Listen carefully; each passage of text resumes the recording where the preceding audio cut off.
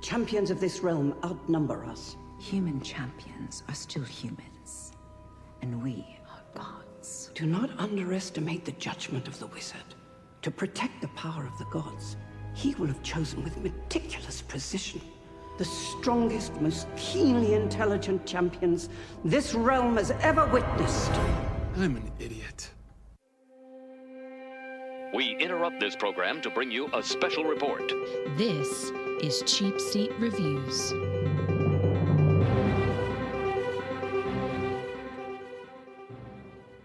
Hello, and thank you for listening to Cheapseat Reviews, the podcast that explores the Hollywood film industry for the greater good. The greater good. You're just going by the fact that I stopped talking to say the greater good, right? That's exactly right. Yeah. Okay. No problem. You did great. That was fantastic. This is episode 470, creeping ever so close to the 500 mark. Gosh, we're going to hit 500 this year. I didn't even think about that. We're going to hit 500 episodes. Some would call that a milestone. Yeah, I would think so. This year, yeah. Wow, yeah. 500 episodes. That's incredible. I'm Shawn. Oh, tonight we're talking about Shazam, Fury of the Gods. Or as I kept wanting to say, Furry of the Gods, because, you know, it's weird, but okay. Yeah. Well, you know. Nobody even had cat ears. Well, but yeah, there's, you know, people dress up and do things. It's fine. I'm Shawn, already your host, and joining me tonight is the one and the only Andrew. Porta potty smell does seem to linger, Jimison. It does linger, and it lingers outside the porta potty. Yeah. That's why I even hate walking up to a porta john and you smell it before you see it. Yeah.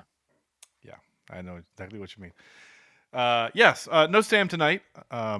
He was unavailable, which is fine. So, here we go though. Shazam 2. So this is episode 2, week 2 of our month of DC movies.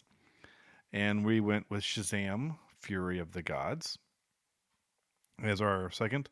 And it's funny, I didn't quite realize, well, the first two were sequels, and then we have next week Black Adam and then Blue Beetle.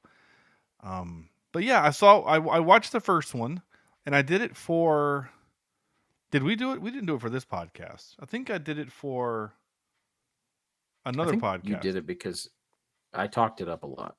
Oh, is that what it is? Did I just watch it on my own because you asked me to? Maybe. I can't remember. Because Anyway, I said it would be fun for the kids, and like it's a fun movie. well, I certainly didn't watch it with my children. But no, Sarah hasn't quite allowed them well, to the first watch. one does have a few. I forgot about those. Well, she's still Kinda pretty gross iffy moments on with the bald guy. PG-13 stuff. So Yeah. it's fine. Anyway, yeah. Shazam 2 though. So I am excited to talk about this one because I kind of enjoyed the first one. I thought it was it did kind of have a Marvel feel, right? Where you have main character who's very quippy and fun, and it just kind of seems like a simpler movie. Well, simple is not the right word, but it's not dark, it's not sinister, there's not whatever. It's just kind of a fun, chill movie. So. Right. Is the second one that? We'll talk about that. We'll see. But yeah, the second one. So I will say this also. I want to say this before we do the read and 5-word reviews and stuff. And I love Zachary Levi as an actor. I think he's great. I loved him in the show Chuck. It's one of my favorite guilty pleasure shows, and I need to rewatch again. And yeah, it's a good show. He was almost, for those who have watched, I think Sam has watched it. I can't remember if you have or not, but the Disney short-lived TV musical Gallivant. Did you ever? I watched a couple of episodes. I never watched the whole thing. Yeah, if you have the time for it, I loved it. Alan Menken, did all of the music for it. Weird Al is in an episode. It's just a silly musical show, but Zachary Levi was almost Gallivant. He was almost cast as Gallivant. Oh, yeah. Because the man can sing, as evidenced in the movie Tangled. He's the voice of Flynn Rider. Right. Yeah. So Shazam. So what is Shazam 2, Andrew? By the way.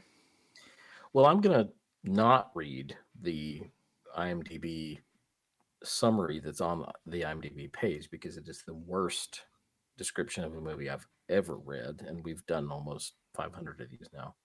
But I'll read the second one, written by a IMDb user. Bestowed with the powers of the gods, Billy Batson and his fellow foster kids are still learning how to juggle teenage life with their adult superhero alter egos. When a vengeful trio of ancient gods arrives on Earth to search the magic stolen from them a long time ago, Shazam and his allies get thrust into a battle for their superpowers, their lives, and the fate of the world. All right, that's very A little bit comprehensive. longer. Yeah. But it's better than the first one. And I will go read the first one now. It says, this film continues the story of teenage Billy Batson. And then it goes on to say something about Shazam. So thanks, IMDb. Okay. Yeah. Continue. Well, all right. That's fine. All right. Well, let's just jump right into our 5-word reviews here.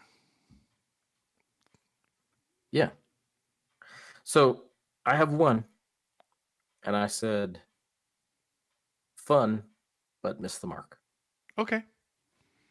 Yeah. All right. And like you said, I really enjoyed the first one. And I hoped that this one would be as fun and exciting and funny as the first one. Because I laughed a lot in the first movie. And it was a neat story. It was kind of Merlin Arthur-esque in that first story. And this one, I think, is supposed to be more of a, as he's shown wearing a Goonies shirt. I think it's supposed to be more of a kid team up type thing like the Goonies. But I don't know. I just feel like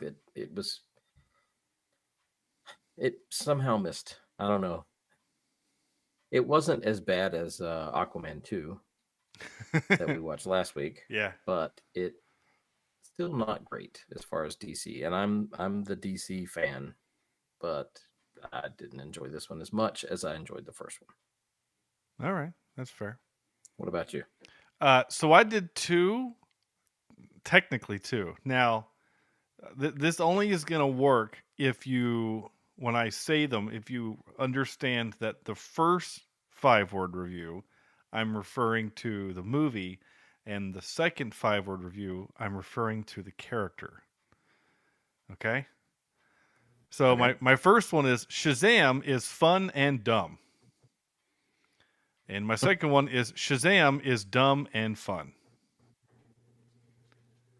Nice. So I really like your point where that the first one is kind of a King Arthur story. I hadn't thought of it like that, but you're right. Found powers, too young to really have them, has to figure out how to cope with whatever. It's not like Spider-Man, who is young and is given these powers and kind of has time to kind of figure them out because Spider-Man is like a street level hero, right? Your friendly neighborhood Spider-Man, right? The stakes are much lower. Right.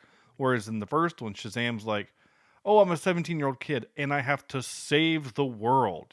He's having to become a world saver, after having only had the powers for just a little while. So it's Right. There's that makes that whole King Arthur thing, I think, actually pretty appropriate. And then at the end, his whole family gets the powers, or his whole team gets the powers, and whatever. But this one, to your point about making it feel like an 80s team up, the movie did feel like it was trying to be 80s, right? Mm-hmm. Because we had 80s tropes, most notably high school bullies and the principal that's like the cool hip principal but doesn't really do anything. I mean, in 2023, are principals really allowing 2 guys to beat up on a kid that's disabled and just walk away from it? No. And I saw that scene and it took me out of the movie, really, Yeah. because I thought, no teacher, no principal is gonna react that way Yeah. to someone beating up a disabled boy.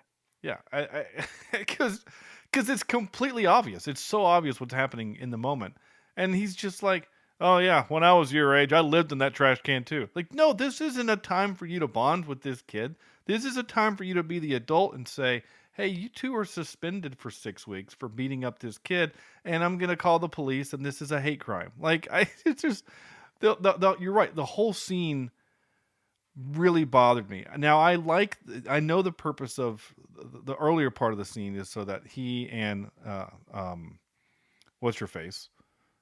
The young girl. I can't remember any of their names. Athena, right? Well, you think it's Athena, but it's like they call her Anthea. Anthea. Anthea, but which is not Athena. It's not, but it's spelled Athena. No, it's spelled Anth. So Anthea. I guess. Yeah, okay. Yeah. Sure. And because I looked it up because it bothered me because I thought they were just saying it wrong. Yeah, and you're right. And Anthea, I guess, is not a daughter of Atlas, whereas Anthea is. Anyway, Yeah. she, she comes in and she is able to.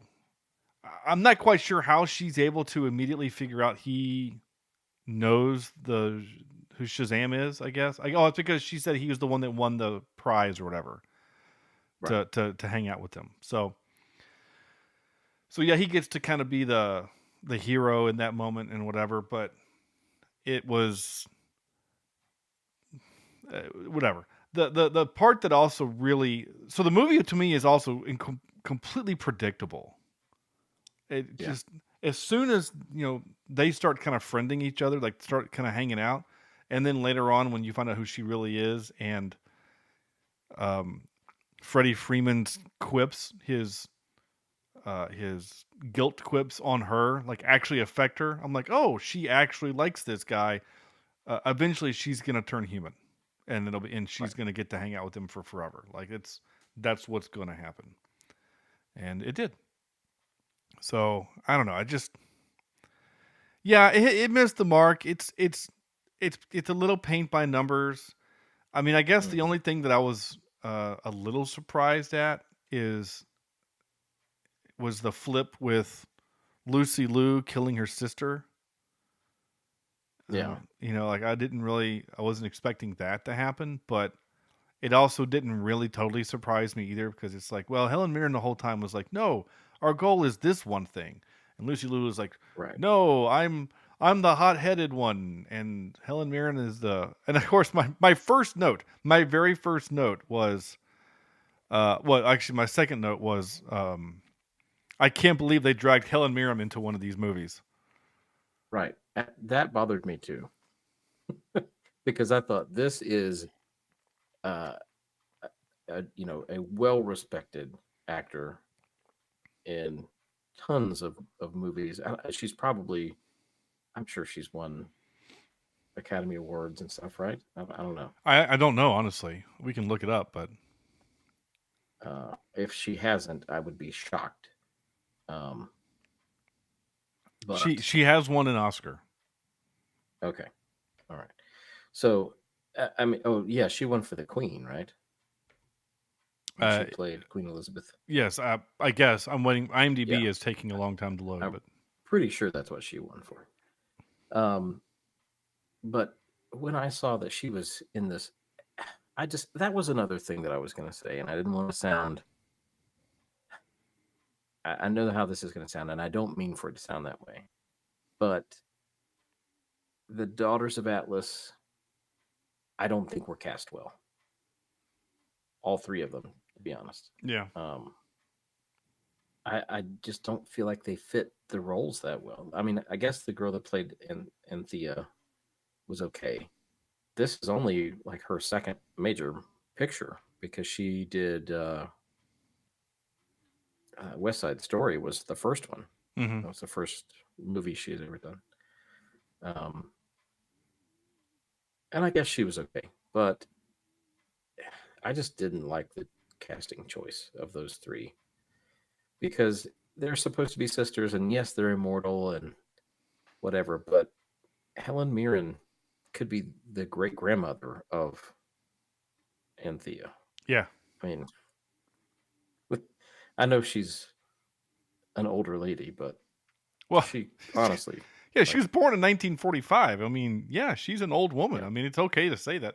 I mean, she's yeah, a year older than my dad. yeah. So, yeah. And this Rachel Ziegler person is, it doesn't. Oh, born 2001. Yeah, I was going to say she's a post 2000. Yeah, so Yeah. yeah. I thought it was So- weird too. I really did too think it was weird that they were sisters. And it just, I don't know. I guess I guess I figured like the daughters of Atlas, who is a Titan, I guess it doesn't matter what they look like, you know, because they're Titans. Like we don't have any idea of what Titans are. You know what I'm saying? It's not like it's Greek Right. gods, and you would expect all the Greek gods, the offspring of Greek gods, to look Greek. But Well, you know how though that I almost feel like every time you've seen, and maybe it's because we've been conditioned this way, but every time you see a movie with a Greek god or a Roman god or goddess, like they're always the best looking people because they're gods. yeah, And Lucy Lou's no spring chicken either. Like she's still an attractive lady, but I thought the two of them, and then Rachel Ziegler, I think is her name. Mhm. I just don't know that they all fit together in this role. yeah, it's weird. It's very weird, but I don't know. I just the other thing is like, and maybe I'm supposed to know who the Shazam version of the actors are. Like the only actor I know of the Shazam troupe is Zachary Levi. I don't recognize any of those other ones. And maybe that's supposed to be that way because they're all sidekicks, so I guess it doesn't matter. Because really the stars of the show are the kids, especially that young adorable little girl with the Skittles. Like I put her more on screen. She's so adorable and great. I've loved her. Right. Especially her Taste the Rainbow quip was great. But Just looking to see what all they've done. So the guy that played superhero Freddy, Adam Brody, Adam Brody, he's done a few things. yeah, Mostly smaller movies and then TV. yeah, the OC is kind of what he's known for. Yeah. Superhero Eugene, it looks like he's only done Shazam and a few other smaller things. Superhero Pedro, looks like he did G.I. Joe, Venom, Dear John. He's done a couple things, I guess. From Dusk Till Dawn TV series. And this, I did think that it was a little odd also that all these other kids transform, but Mary, when she turns to superhero Mary, is the same person. I guess because she's already like 19 or 20. I guess. I guess so. But I just thought it was a little weird. Yeah, because Billy, who's 17, turns into a 38-year-old Zachary Levi. But, Right. you know, a 20-year-old turns into a 20-year-old version of herself. Right. Yeah, like... And I'm wondering, are they supposed to look like is Zachary Levi supposed to look like an older version of the kid? Yeah. Billy Batson. These are questions that a DC comic book reader would have to answer because I don't know the answer to this. I have no idea. Yeah, I don't either. I don't know if it's supposed to make them like the adult version of themselves in the best shape because, obviously superhero Pedro is a lot different Yes. shape than the kid Pedro. I don't know.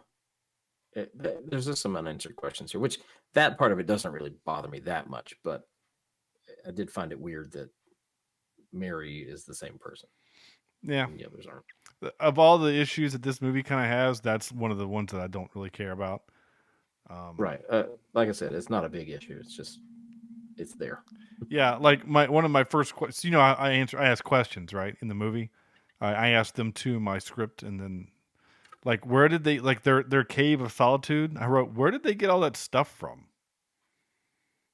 Like they're poor kids. Like, are they? I hope they're not stealing it. So like, where did they get all that stuff from? They got these big chairs and TVs and computers. I mean, they get a lot of stuff. That's a good question. I didn't think about that. But yeah, but there's like big screen TVs. Yeah, I mean, like there's like legit technology in there and iPads and stuff. It seemed weird that they just had all this stuff. I mean, like with the Ninja Turtles and their lair, it's stuff that people throw in the sewer. Like that's why the Right. couches look terrible and like everything is gross and whatever. It's because it's stuff that they found in the streets of New York. So is this like all that stuff is just? I mean, it's Philadelphia. Who knows? But I just thought that was really strange where they got all that stuff.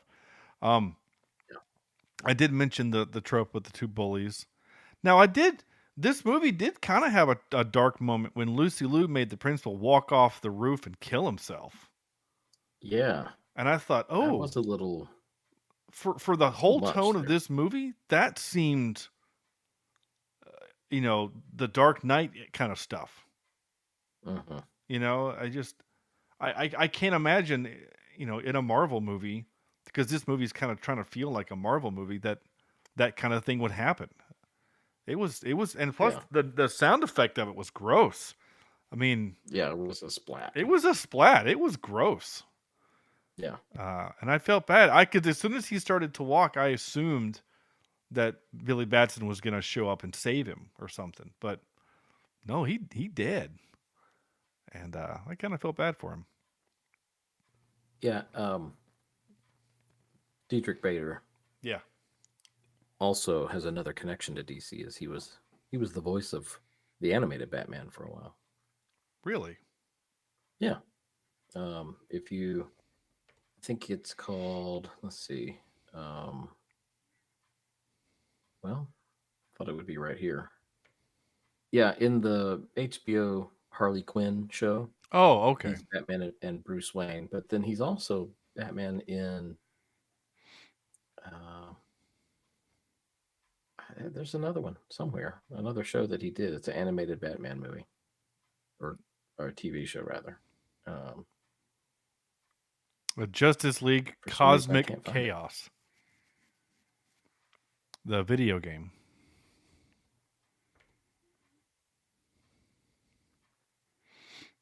Yeah, I'm not seeing it, but I know that. Yeah, because it's well, unless it's something else, but yeah, Justice League Cosmic Chaos. He plays Batman, as well as Superfan. he He's also also did Batman or Scooby Doo and Batman. I forgot he was the grizzled narrator in the Weird Al movie. That's pretty funny. We talked about that, but I forgot. I just forgot.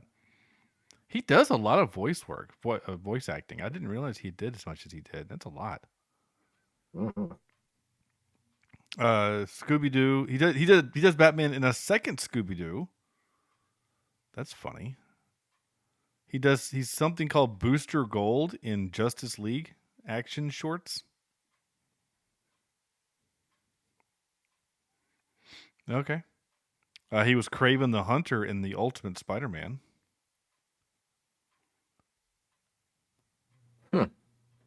Well, he also was Guy Gardner. He was Green Lantern. So I guess he has a few DC connections. Yeah.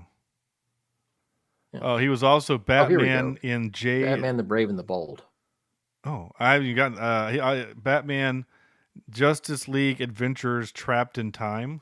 It was a movie. Yeah, man, he's a bunch of stuff. Mm-hmm. In DC's Nation's Farm League, he was Batman Goose. No, Bat Mongoose. Excuse me, Bat Mongoose. Bat Mongoose. Yeah. All right. Well, anyway, go to his website or go to his IMDb page. He has a lot of credits. We won't keep reading more of his stuff, but feel free to do all that. I Oh gosh, sorry. My microphone is falling apart here. His my favorite role that he was ever in was when he played in Beverly Hillbillies. Yes, I was hoping Yeah. you were going to say that. Oh, I love it. Yes. When she says, "Yeah, when you get rich, you need to get a fancy new car, a big fancy car." So he takes the big truck and just makes it into a big, big wheeled truck. I love it. You just see him walking with the tires. And Yes. he plays his twin sister. Yeah. Yeah. That's fantastic. I love that movie. We should do that movie for this podcast. Oh my gosh. Yes, we should. That's a fun movie. I love that movie so much. A penis is so hard to find. Excuse me? A penis. Oh, happiness. Oh, and You take this here snake bashing club or something like that. I forget the line, but yeah. Yeah, that's Roll it down this here slippery gully. Yeah, that's a great movie. I need to see that again. Jim Varney was fantastic. He was the perfect cast for that. You know what I mean, Vern? I love it. And they even got Dolly Parton in that movie, which was cool. All right. Back to my notes. So Gal Gadot. So my first note was obviously she wasn't available for this film, but then she shows up at the end, which was was a surprise. Like, oh, they actually got her, and which was cool. Did you stay for the stay? But did you watch the end credit stuff? Yeah. So there was make sure with superhero movies. Yeah. So there was the worm thing, the caterpillar, right? Mm-hmm. So they got poor Mark Strong to get in makeup for one scene that did nothing. I wondered if that was from the first movie. If they just because that was in the first movie, right? Well, he talks to him at the first movie, but then he in this movie he comes back and he's like, because I've been in here for 2 years, and he goes, yeah, well, it takes me a long time to get around. I'm just a caterpillar, and then just leaves. I thought, well, yeah, that's that's like the end of Spider-Man: Homecoming when they made Steve Rogers come out and say, yeah, there's nothing happening. Don't you hate it when you have expectations or I can't remember what he says, but basically like, we fooled you because there's nothing here. It was kind of a throwaway thing. Yeah, it was. Oh, here's one. Here's another little fun thing that I had to ask my computer and I didn't get an answer to. So Freddie Freeman is listening on his iPod, or I guess iPhone, which has, I guess, a police scanner or something in it. So he's got the headphones in, and he's looking at his phone. And he says, ooh, I'll go do this one. And he lets go of his crutch, which falls to the ground, and then he says Shazam. So his clothes change, but does the iPod, where does that go? Like, does it? He's got a special pocket built into his tights. That's what I'm wondering. Like, does it go into that? So when he unshazams, he's holding his iPod again. These are the questions I have. This is what's going on. I need to know. Yeah. And I guess really my last note is this. My last question or whatever. And Marvel ran into this too. And they had to keep explaining it away. Once you have a team-up movie like Avengers, right? Then when you have Iron Man 3 and he's dealing with a terrorist threat, you have to explain, well, why don't we call in some of the other guys? They're like, well, this isn't big enough to call in the other guys. You know what I'm saying? Like, the President of the United States gets kidnapped in Iron Man 3. It kind of feels like Captain America would show up in that. And I guess the idea is that those events happen so quickly that he doesn't have time to call the team. So in a world that we have already established that Batman, Superman, Aquaman, the Flash exist, a giant bubble appears over Philadelphia. I feel like those people would show up instantly. At least one of them. Yeah. Like at least one that moved fast, like the Flash or Superman. Like one of them would be there. Yeah. There's a giant energy barrier from another planet that's here. You have to explain why they're not coming. And the fact that they show Wonder Woman in the movie twice, technically, It's like, oh, okay, well, if you're going to show that she's there, and she does help at the end, but I don't know, it's you have to explain why they're not there. Is my point. Just, oh my gosh, there's a giant energy bubble. Well, do you think Superman or Batman will come? No, because they can't leave Metropolis or Gotham. I don't know. It's just, there's got to be something. They've never come to Philadelphia, which is also interesting because I didn't know. Battling another thing. Yeah. But I also didn't know this, and this is a thing we've talked about with DC movies before, because Gotham and Metropolis are fake cities that are both basically based off of New York. Even though they establish in one of the movies that they're next to each other, they're like right next to each other. I think in Dawn of Justice, across the bay. Yeah, they're across the Hudson River from each other. These two major cities. That the fact that they actually call the city Philadelphia, I was like, oh, I didn't know you're allowed to do that. To actually have, real cities. Because I don't think Aquaman ever makes reference to real cities. They talk about the U.S., but not any real cities. Right. So, like, Flash has Central City. Yeah. And we have Metropolis and Gotham that are all made up cities. Yeah.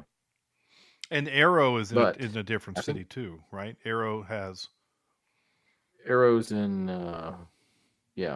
Metro City or Metro City sounds right. Which reminds me of Metro Man. Megamind. Megamind, when he calls it Metrocity. But in Wonder Woman, she works in Washington, D.C. Yeah, that's true. Right? Yeah. Yeah. I don't know. I don't know. It's all weird. It's all confusing. I've seen a map. There is somewhere you can Google the DC cities map, and you can kind of see none of them are correct, probably. Yeah, it's just, I don't know. It's fine. It's just a dumb thing. But I am a little bummed out though that we learned last week that Aquaman 2, that's the end of the DCEU, and I guess they're kind of starting over with the Reeves Batman. Right? Is that what I'm to understand? Is that the Batman is kind of starting the new, or see, I can't remember when they brought James Gunn in to run everything. I have a quick way to fix DC, and that is pretend like everything after Batman Returns never happened. Yeah. And pick up with old man Bruce Wayne, Michael Keaton, training, and make it Batman Beyond. Yeah. Because that's a series that exists. Yeah.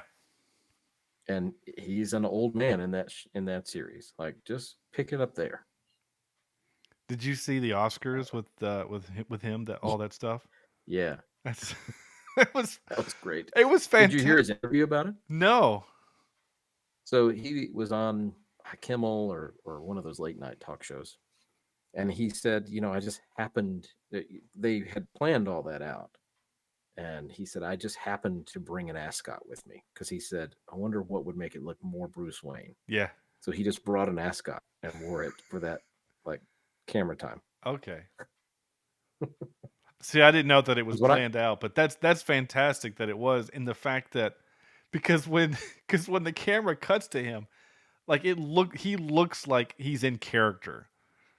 He's got that smirk, yeah, I kicked your asses, and I'll do it again too if I have to, because I'm still freaking Batman. I love it. And he even does the little, his fingers are like, let's go. I just it still feels like Michael Keaton could actually I know he did for The Flash, but we don't pretend we pretend that movie's not real, right? Like that movie. Well, his portions of the movie I liked. Okay. I haven't seen. I've seen parts of it. Made me feel like he was still the Batman. See, I like that idea. I like James Gunn. I like that idea of James Gunn. But see, then what do you do with the Batman, with Robert Pattinson's Batman? I don't know. I mean, because they're making that. They're making a Batman 2, the Batman 2. Yeah. And I mean, I know that was on our list to review, but I just it wasn't great to me. I didn't love it, and I think partially it's because Michael Keaton tainted all other Batman for me. Okay. I'd Yeah. never liked Val Kilmer, George Clooney, uh, even Christian Bale. I thought was just okay. And then Ben Affleck, I thought, okay, well, I can buy him as old grizzled Batman. Yeah. But then I saw Michael Keaton as old grizzled Batman, and I thought, nah, this is who we want. Yeah. All right. Yeah. I mean, I would be down for that. I would. I want these movies to be good. I really do. My disdain for DC is because they just can't make good movies outside of Batman Begins and The Dark Knight.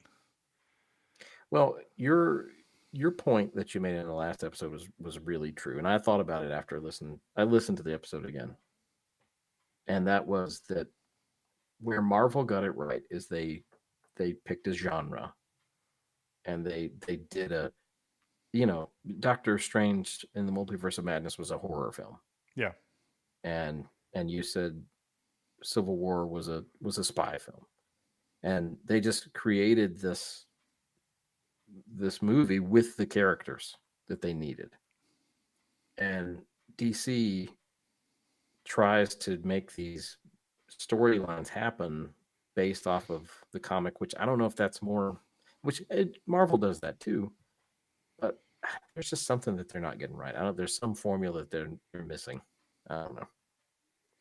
I mean, we think about in the DCEU, which are the movies that we like? Like, which are the ones that worked well? Well, Wonder Woman we all liked. Why? Because it's a war movie. It's just a war movie, right? Just World War One. I mean, yeah, the villain is kind of a comic book character. The German guy who's creating the super powerful gas is kind of a weird cartoon character, and he does the trope where he kills German officials so that he can keep doing his thing, which they did in Captain America 1 with Hydra. But like, I liked that movie because it was, everything about it just kind of made sense and it was comfortable. And you're like, yeah, okay. But like, what kind of movie is Wonder Woman 2? I have no idea. I don't know what kind of movie it is. It's just weird and bad. Like that. Man of Steel, and the first Aquaman. I like both of those. Yeah, because well, Man of Steel is they're both fish out of water type movies, though. Well, I think Man of Steel is more of almost kind of a coming of age story too, right? Because we get a lot of him growing up. True.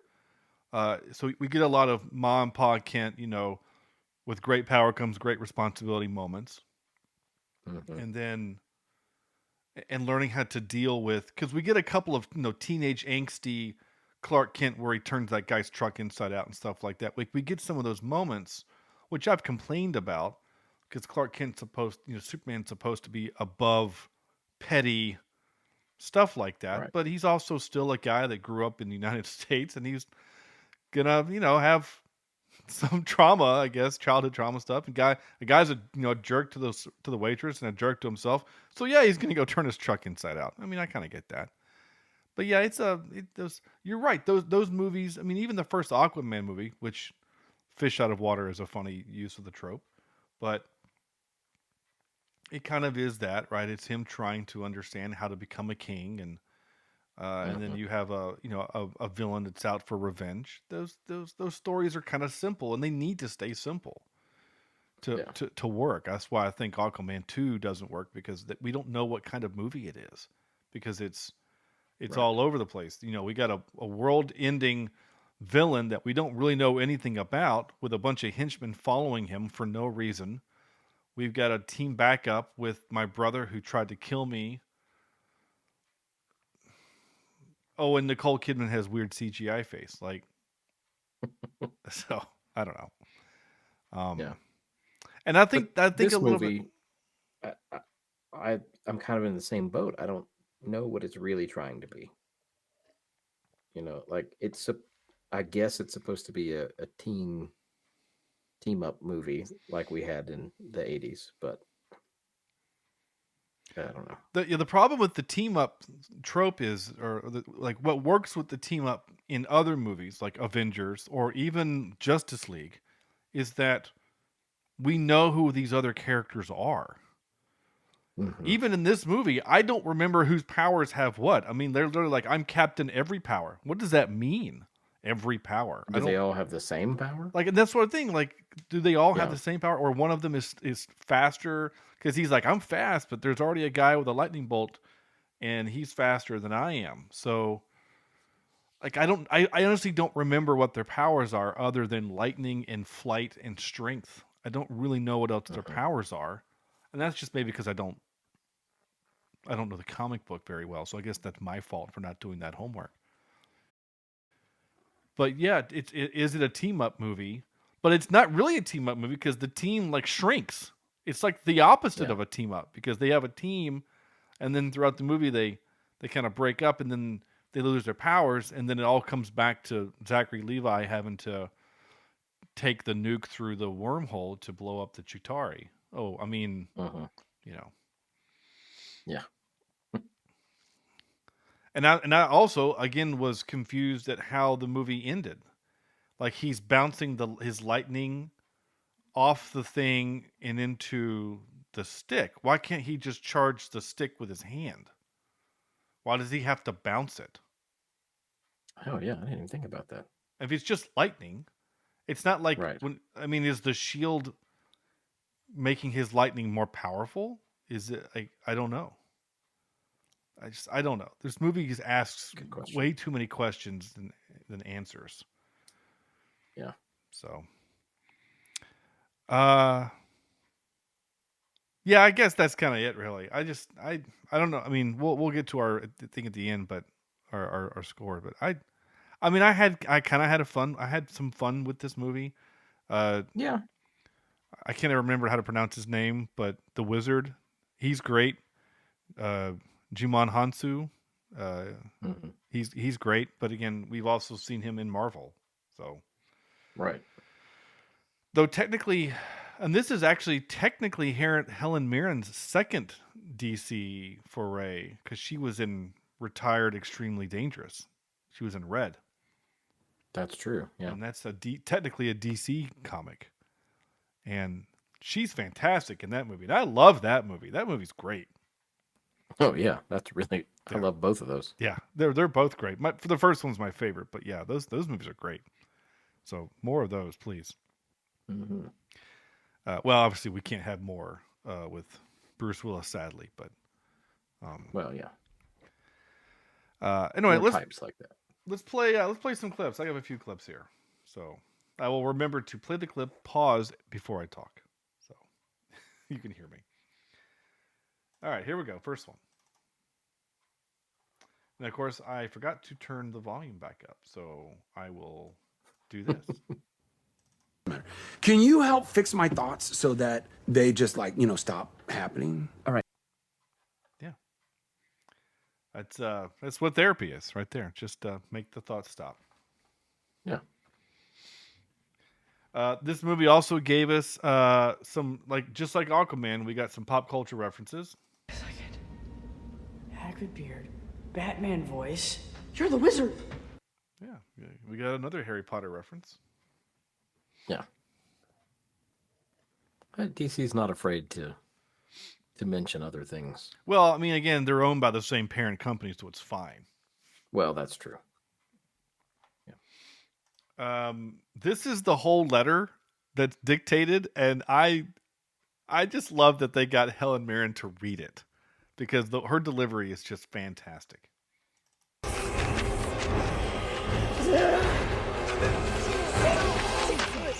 Stop! This is from the champions. Dear daughters of Atlas, violence is not the answer.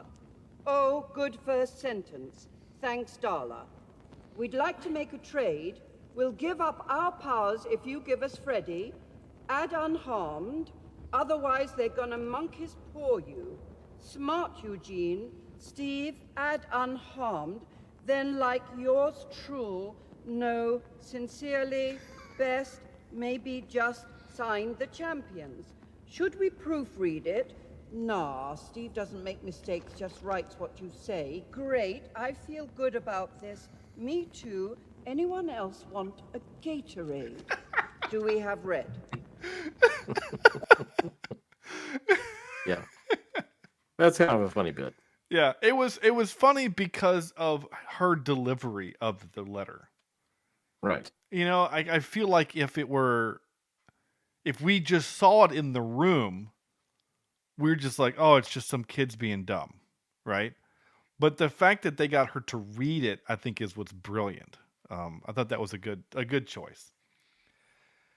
Speaking of porta potties, You thought you were just going to some regular porta potty, didn't you? Which I can somehow still smell. Yeah, it really sticks around. It's crazy, right? Like permeates the air. That doesn't matter. Anyway, welcome to the Rock of Eternity. now I can't remember because it's been so long since I've seen Shazam, the first one, or I guess not that long, but been long.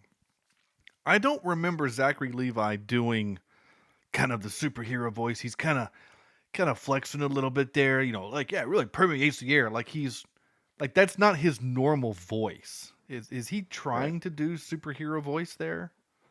I think because he's been the superhero for a while, he's trying to, he's got a little bit of an ego now. Yeah.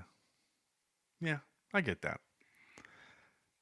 It's like when Batman does Batman voice to people that he knows who knows who he is. Like when he's talking to Alfred, or like when he's by himself, like when he's up on the roof and then Catwoman jumps off and he goes, "Oh, so that's what that's like." Like, why would you do that? Why would you talk to yourself in Batman voice? Right. Anyway, just a thing. Here's another pop culture reference. Hey, Khaleesi! There you go. Girls, Lucy Lou's riding a dragon, so he calls her Khaleesi. Makes sense. All right, so I captured this one for a couple of reasons, and I'll play it, and then we'll go from there. We love you, Thundercrack. You're the best, Captain Marvel. Yeah, go high voltage. Oh, what's up, bro? It's maximum voltage, actually. Amongst other names, we're still kind of workshopping. So the old guy calls him Captain Marvel. Yeah. And which in the comics was his original name. Yeah, I remember that. He was there was some controversy over that. Like that was the original name, right. And then Marvel Comics creates a Captain Marvel and somehow wins the lawsuit to keep the name, so they had to change the name to something else. That's a very simplified version of the story from what I remember. Yeah. But I like that they put that in the movie as a little reference. I don't know if all those other names were like little maximum voltage, just. Well, remember in the first movie they called him Sparkle Fingers and other funny names. Yeah. When he was trying to figure out what his name was going to be. You know what? I just realized I should have captured the clip where they're like, "Hey, what's my name?" And then he says, "It's Shazam." And you're like, "Oh yeah, of course it's Shazam. Like that's my name." And right. But they say Shazam so much that you can't just capture it for the movie. But I should have captured his version of it. This is my last one here.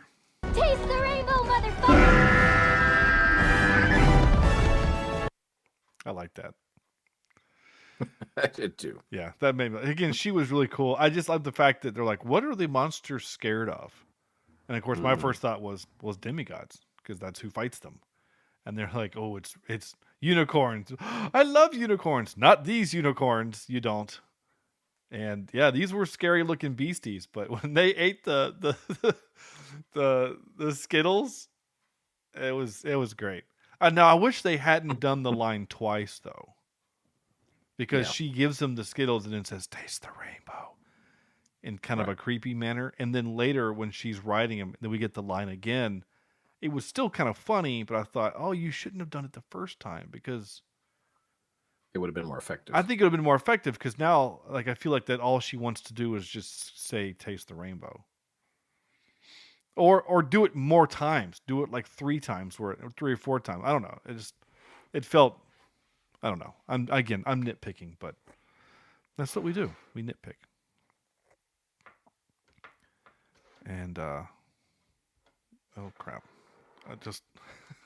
I lost my little Lego pieces here on my keyboard. Okay, there we go. Okay, time for this. Crap. Hold on. Time for this. And now for some more bad news. Ready? That's right. This is where we're going to play our game of Hey, Did You Notice? Andrew has got some questions for me, and I have a question for him. So we'll kind of go back and forth, I guess, and see how we do. Yeah. All right. So in the movie, there's a news channel, News 14. What's their slogan? Oh, Philadelphia's best news, asshole. That's pretty close. It's Eye on Philly. Eye on Philly. Yeah, okay. I just added the asshole because Philadelphia is just a bunch of assholes. Sorry to any Philadelphia listeners, but you guys have earned it. You've earned that. Wow. I'm okay with you, Philly. You have the cheesesteak and cream cheese. No, I like your food products and your sports, but your sports teams are they are what they are, and there's more of a Pittsburgh guy. There's a reason why you guys have a jail cell in your football stadium because you guys are mean because of the Amish. We know. Yes, yeah, Amish. There was also, you guys remember the wandering robot, right? That robot that made it from like LA, and by the time I got to California, Philadelphia beat the hell. Like it got broken and destroyed in Philadelphia, almost across the country. Gets to Philadelphia, dies. Yeah, it's Philadelphia. I forgot about that. Yeah, it's true. All right, question number 2. Yeah. What arcade game do the kids have in the sanctum, in their lair? Oh, wait a minute. I remember seeing it too. Oh man, I wish it would be something funny like X-Men, but it would have to be something they have the rights to. What would they have the rights to? I mean, it can't be like a Superman or like a Batman game or something. I can't. Was it the Simpsons game? No, I don't remember what it was. It was Mortal Kombat 2. Mortal Kombat. Gosh dang it! I remember seeing that in the moment too, and thinking, "Oh my gosh, Mortal Kombat 2! How cool is that?" Gosh dang it! Yeah. All right, last question I have. Yeah, okay. What does Freddy say his fake Canadian girlfriend's name is? Oh gosh, he had a fake Canadian girlfriend? Yeah. When did he have? He's trying to seem cool, so. Oh. She says, "Do you have a fake Canadian girlfriend?" And he goes, "Yeah, her name's Olga." Something. No idea. Colette. I don't even remember that line. Who was he talking to? Anthea. Oh. Well, her human alter ego. Yeah, Anne. Anne. Okay. Yeah. All right. Well, so I failed. So here's my question for you. You'll get I would bet you would get at least half of these right. So the movie has some mythical creatures that are from Greek, the Greek lore. Right. There are 4 mythical creatures that we are seen on film. Can you name any of the 4? Name the 4. Cyclops. Okay. Minotaur. Yep. Those are the 2 I figured you'd definitely get. Yeah. There's a winged banshee looking type thing. I don't know what that is though. Yep. That's called a harpy. A harpy. Okay. Yeah. And then the other one was the lion with the scorpion tail, which I don't know what that's called either. That's called a manticore. A manticore. Yeah. Oh wait, I do know that because I saw it in some animated TV show. May have been Rick and Morty. Maybe. There's some adult animated show that has a manticore in it. So because I've like the Percy Jackson books, I've read all those books, and we've been watching the TV show. So like as the creatures were showing up on the movie, I was like, oh, that's a harpy. Oh, that's the manticore. Oh, that's the Cyclops. Yeah. Cyclopes is plural. Anyway, Minotaur. Hey, good job. You got half of them. I figured you'd get half, but that was my question for you, was which one. And I was hoping you wouldn't say the unicorn, because unicorns are not of Greek mythology. Those come from, I think, Egyptian mythology. I think Egyptian or Arabic. They're not Greek. I know that. So Norse. Probably. I don't know. Actually, that's just screaming goats. So. All right. Well, time for this. Excuse me while I whip this out. That's not the right sound, but again, I lost what it was. So we're going to give this movie an out of 10, a score from 0 to 10, just reminding us that Aquaman scored a 3.08. So we'll see how this week goes. Yeah. Just so you know, I did a quick search on the old Google machine here. It says the unicorn appeared in early Mesopotamian artwork, and it has also been referred to as the ancient myth of India and China. India, that's where I got. Okay, so I was way off. Basically a continent away. Got it. That's okay. So IMDb has Shazam: Fury of the Gods at a 5.9 out of 10, and I think that's about appropriate. It's not something that I want to immediately go out and watch again, but if it were on, especially with some friends, I would probably watch it. It's not anywhere near Aquaman 2, but again, it's also not the best DCEU film out there. And I don't think it's the best one that we're going to see this month, because we got two more that I think you'll like better, and I think I definitely like better. So okay, I'm going to put this one about a 5. I'll just say 5.5. All right. Out of 10. I think that's a good score. All right. 5.5. I mean, I can't really argue, honestly, with that score. I feel like, I'm probably pretty close to that too. I'll give it a 5 point. I'm gonna give it a 5.4 just to give a little bit of math there. But yeah, it's fine. It's not great. It's not terrible. It's fine. I don't hate it. I don't love it. It's pretty unforgettable because I already forgot the question you asked me. I had already forgotten even the moment in the movie. So, though in fairness, I did watch this movie from the time that we recorded 5 days ago. So, right, Tuesday, Wednesday, Thursday, Friday, Saturday, Sunday. Yeah, it's been a little bit, but that's fine. But yeah, so there you go. That's our review of Shazam: Fury of the Gods. And it's not really Fury of the Gods. It's really Fury of one god, the annoyance of another god, and the acceptance of the third. I don't know. It's you're right. Because the third one, she's like, "Hey, actually, humans are kind of cool. We should just leave." And Helen Mirren's like, "Yeah, we should just go back to our place and plant the tree of life and just do our own thing." Lucy Liu's like, "No, I am furious. Therefore, I will do this thing." I did also like the bit where when Zachary Levi is fighting the dragon, he's like, "A wooden dragon that can breathe fire. That's a pretty strange flex." I thought that was kind of funny too. Yeah. Real quick, as we record this today is the 1 year anniversary that this movie came out in theaters. Oh, really? March 17th, that's funny. 2023. Yeah. Came out on St. Patrick's Day. Happy St. Patrick's Day to everyone. It's also the start of March Madness, which I guess I shouldn't say on microphone. I might get sued for, but March craziness. Yes. Yeah. With basketballs. Go fill out your brackets and we'll see how we do. Yeah. Yeah. Anyway, that's it. Next week, Black Adam. Looking forward to that. Know nothing about it. Nothing about it. I don't know the character. When The Rock was announced as, he's gonna be in Black Adam, I'm like, cool. Don't know what it is or anything about it. I was reading in the trivia for this movie that Black Adam is actually a villain, a nemesis of Shazam, and at one point he was supposed to be in this movie, but The Rock didn't want to be in this movie. Yeah.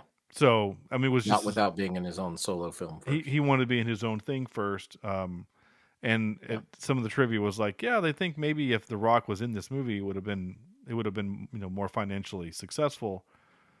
But having read that, I did not realize that Black Adam is a bad guy. So I thought maybe it's one of those one of those movies where like he's a bad guy, but he's also a good guy, kind of a thing. Like, yeah, they're taking a page out of the Sony book here and doing a villain movie. Yeah, like, oh, Venom is a bad guy, but he's gonna fight other bad guys, so it's okay. Yeah. Anyway. Anti-hero. Yeah.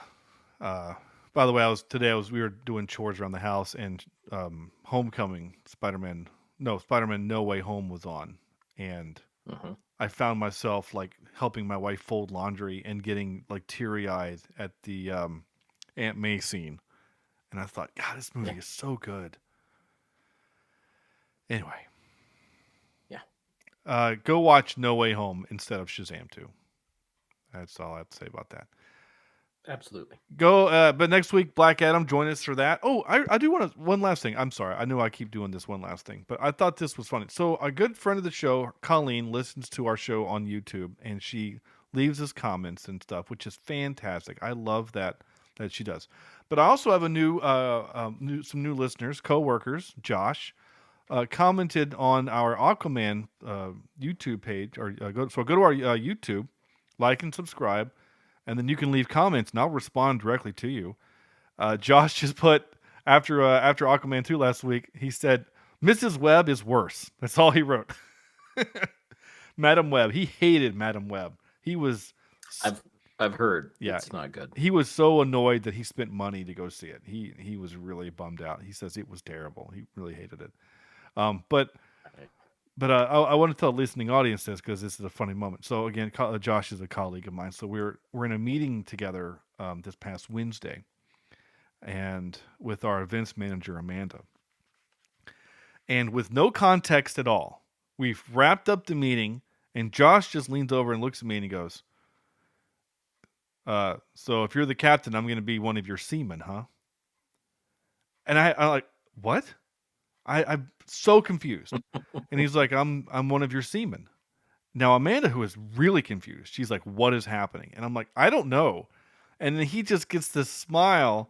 And all of a sudden, I'm like, wait a minute. And he's like, Aquaman 2. I'm like, oh my gosh, you listened to the episode. And he said, yeah. And he said, I really enjoyed your review. I'm like, that's hysterical. But like, without the context of saying, I listened to your episode, him just saying, yeah, I'll be one of your seamen, cracked me up. I mean, Amanda was lost. It was hysterical. So thank you, Josh, if you're listening to this one. But also a good friend and listener of the show, Colleen. So she also comments. She comments as she's listening. So she'll, kind of respond to something specific as it happens. So she wrote, haven't seen this film, and now I know why. And then she also wrote, because remember when we talked about the plastic, because Sam had the graphic, or you did, of Aquaman like stuck in the plastic Coke can, circle. Oh yeah. Whatever. She said, of course, the people who were concerned enough to cut the plastic 6-pack rings were also the kind of people who would never throw them away inappropriately. So, Colleen just echoing the point that I was making, that if those things wind up in the ocean, it's not because of somebody that, was cutting it. So anyway, thank you both for those comments. And as always, you can leave your comments on our on our YouTube page, or send them directly to me to Instagram through the podcast account there. And how to find those links is, of course, going to our website, cheapseatreviews.libsyn.com. Or again, directly go to youtube.com. I think it's actually... we're fancy enough, right? It's literally youtube.com/cheapseatreviews. I think that's what it is. Because once you hit that 100 mark, whatever it is, you get your own thing. Anyway, I can't confirm nor deny that in this moment, which is fine. But yeah, do that next week. Black Adam, join us there. So on behalf of Andrew and Sam, who is not here, unfortunately, this is Shawn saying thank you all so much for listening, and we'll see you next week for Black Adam. This is Cheapseat Reviews.